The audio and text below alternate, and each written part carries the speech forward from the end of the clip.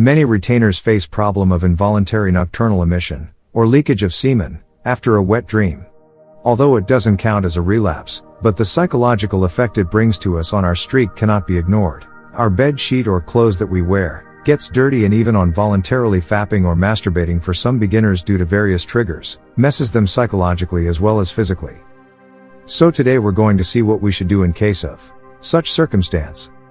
According to Swami Jagadiswarananda, he writes about things we should do after we, for some reason, if got involved in such activity, and want to get back on the path of retention. He writes, if there be wet dreams against one's wish, he should take bath in the morning and worship the sun god and repeat thrice the Rik mantra, may the lost power return to me, etc. There is no need for perturbation if there are nocturnal emissions. They do not matter much, if they happen once or twice a month. Let us press forward in spite of these. By and by, as our mind becomes calm and pure, even the seminal discharges during sleep will become rare. We need not be afraid if night pollutions happen once in a while. There are few fortunate souls in the world who are free from it. It is no use taking medicines or being moody. That brings contrary results. Night pollutions are mostly due to indigestion, constipation and dreamful sleep. Our sleep must be dreamless and peaceful. It is a very good and beneficial practice to observe partial or complete fast on the day after a nocturnal emission, praying to and thinking of God. This has a wonderful counter effect. Nocturnal emissions generally take place in the fourth quarter of the night, that is after 3 a.m. One should pass urine and stool as soon as one feels the call of nature. It is a preventive habit to rise between 2 and 4 a.m. and pass urine to keep the bladder empty in the small hours of the morning. Anyway, one should leave the bed at least 1 hour before sunrise and practice concentration and meditation, which is the best means to observe retention. Practice of deep, rhythmic breathing in the morning, long brisk walk in the evening are very useful for retention. The aspirant should read such books as would fill him with noble thoughts, and he should meditate over the lives of great men. The meditation on death and transitoriness of life is a very effective method of controlling lust. The Bhagavad Gita says, today or after a century death is verily certain of the embodied beings. Think daily that this body will not last forever, it may die any moment. Thus attachment to body or lust will vanish gradually. Mahatma Gandhi suggests, whenever a youth feels a craving for sexual indulgence, he should at once take full or hip bath in cold water, so that the heat of the passion may be cooled down and be refined into the energy of the virtuous activity.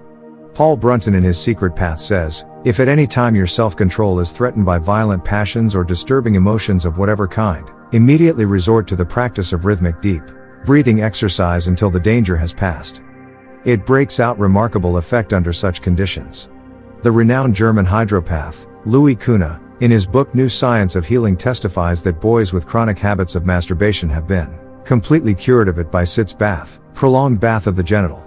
That is why Hindus have got a habit of washing the penis and the testes every time after excretion of urine and stool.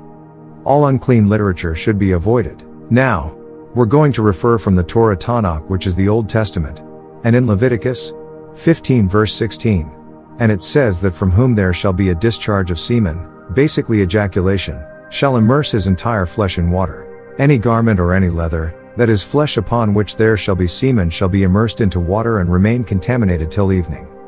A woman with whom a man will have a carnal relation, they shall immerse themselves in water. So let's understand this. So it says that we must have a shower after participating in masturbation, or if you slept with a female or a woman. Now you need to understand that when we relapse you start operating from a low vibration. Because when you relapse, so your body now has duplicated itself, because your body thinks that you're about to reproduce, and the energy cannot be destroyed. Energy cannot be created, it can only be transferred in this individual, who on relapsing, he didn't transferred all of his essence, the sperm, into the woman or into the bedsheet implies for many people in this generation, and by him doing so, he has depleted all of his minerals and natural energy. This testimonial instructs to have a shower, because when we have a shower after relapsing, which hopefully we're not going to be relapsing, but if you find yourself in that predicament, where you've relapsed, it is imperative for you to have a shower. When you have a shower, it improves your cardiovascular system. It reduces muscle fatigue, muscle soreness, better blood flow. Summing it all, the blood flow and your cardiovascular health, because you need to understand the cardiovascular system. This all have to do with your breathing and oxygen going into your body. We need to understand the more oxygen in your blood and the more oxygen in your body, It means that your brain is going to be optimized and operating at optimal frequency.